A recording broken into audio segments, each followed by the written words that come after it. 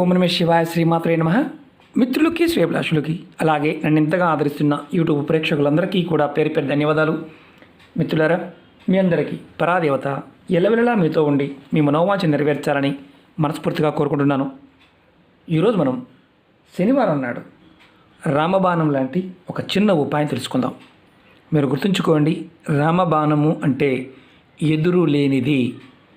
ఈ పదం వాడాలన్నా కానీ మనం జాగ్రత్తగా ఉండాలి. ఎందుకంటే తాంత్రిక ఉపాయంలో ఈ పదాన్ని వాడాము అంటే ఖచ్చితంగా ఫలితాన్నిస్తుంది అని అర్థం.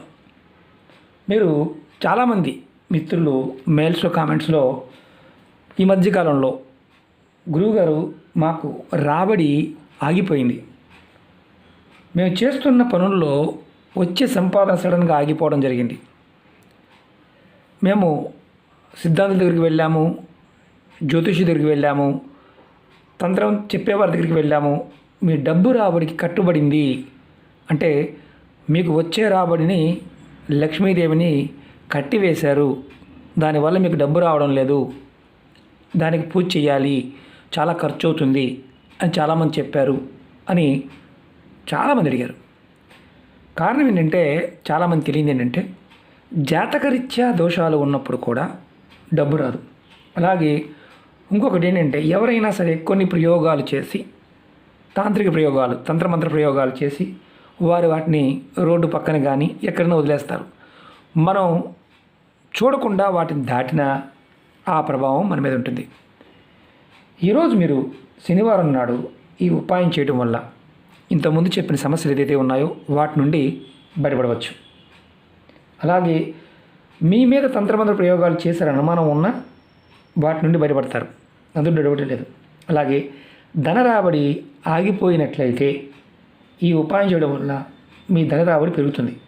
అలాగే మీ ధనానికి ఎవరైనా బంధనం చేశారు, కట్టు వేసినా బంధనం చేసినా అది తొలగిపోతుంది, చాలా తేలికైంది. మీ ధన రాబడికి సంబంధించి ఆటంకాలు, ఇబ్బందులు ఏర్పడుతూ ఉంటే వాటి నుండి కూడా బయటపడతారు. మీరు చేస్తున్న వృత్తి వ్యాపారాల్లో సమస్యలు ఉంటే తొలగిపోతాయి. మిమ్మల్ని వెంటాడుతున్న దురదృష్టం తొలగిపోయి అదృష్టం మిమ్మల్ని వరిస్తుంది.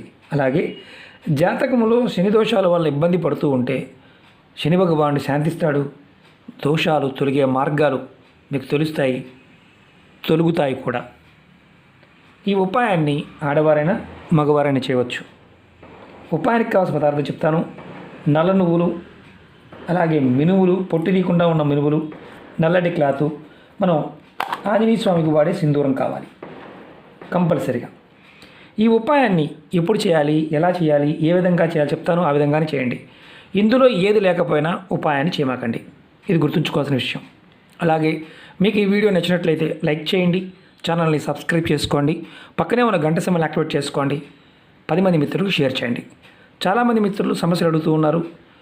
మీ అందరికీ నేను చెప్పేది ఏంటంటే, మన ఛానల్లో 1650 వీడియోలు ఉన్నాయి. దానిలో మీకు ఒక్కొక్క సమస్యకి 100 వీడియోల పైనే ఉంటాయి. మీరు వీడియోస్లోకి వెళ్ళండి లేదా ప్లేలిస్ట్లోకి వెళ్ళండి. అలా చూడటం చేత కాకపోతే వీడియో డిస్క్రిప్షన్లో నేను లింక్ ఇచ్చాను, దాన్ని క్లిక్ చేసిన అన్ని వీడియోలు ఓపెన్ అవుతాయి. దాంట్లో మీకున్న సమస్యకి మీరు ఏది చేయగలుగుతారో అది మాత్రమే చేయండి. అవకాశం ఉన్న వాటిని మాత్రం ప్రయత్నించేయండి, అవకాశం లేకపోతే ప్రయత్నించేయవద్దు. అలాగే కొత్త ఛానల్ లింక్స్ కూడా ఇచ్చాను. మనకి యూట్యూబ్ ఛానల్స్ కొత్తవి ఉన్నాయి, వాటి లింక్స్ కూడా ఇచ్చాను. వాటిని కూడా సబ్స్క్రైబ్ చేసి గంట సింబల్ యాక్టివేట్ చేసుకోండి. దానిలో కూడా వీడియోల్ని షేర్ చేస్తూ ఉన్నాను. అలాగే ఫేస్బుక్ లింక్ కూడా ఇచ్చాను. ఎవరికైతే వీడియోస్ రావడం లేదో ఫేస్బుక్లో మీరు రిక్వెస్ట్ పంపించండి, ఖచ్చితంగా ప్రతిరోజు వీడియోల్ని దాంట్లో షేర్ చేస్తూ ఉంటాను. మీరు ఈ ఉపాయాన్ని శనివారం సాయంత్రం 6 దాటిన తర్వాత చేయాలి. అది కూడా స్నానం చేసిన తర్వాత చేయాలి. ఇది మీ పూజా గదిలో మీరు ఎక్కడైతే పూజ చేస్తారో అక్కడ చేయాలి. ఉపాయాన్ని గుర్తుంచుకోండి, సాయంత్రం 6 గంటల నుండి రాత్రి 12 గంటల లోపు మాత్రమే చేయాలి. ముందుగా ఎలా చేయాలి చెప్తాను. ఒక బ్లాక్ కలర్ క్లాత్ తీసుకోండి, కొత్త క్లాత్ తీసుకోండి, ఇలాంటి క్లాత్ తీసుకోండి, కొత్తది, నేను చూపించడం కోసం మాత్రమే. దానిలో ముందు పిడికెడు నువ్వులు వేయండి, క్లాత్ ఓపెన్ చేసి దాంట్లో వేయండి. తర్వాత ఒక పిడికెడు మినువులు వేయండి. నువ్వులు నల్లవే వేయాలి, తెల్లవే వేయకూడదు. అలాగే మినువులు కూడా ఒక పిడికెడు వేయండి. తర్వాత దాని మీద ఈ 2 వేసిన తర్వాత మీరు దానిపైన కొంచెం సింధూరాన్ని కొద్దిగా సింధూరాన్ని వీటిపైన వేయండి. వేసిన తర్వాత దీన్ని మూటగా కట్టండి. మూటగా కట్టి మీ ఇష్టదైవ పటం ముందు పెట్టండి.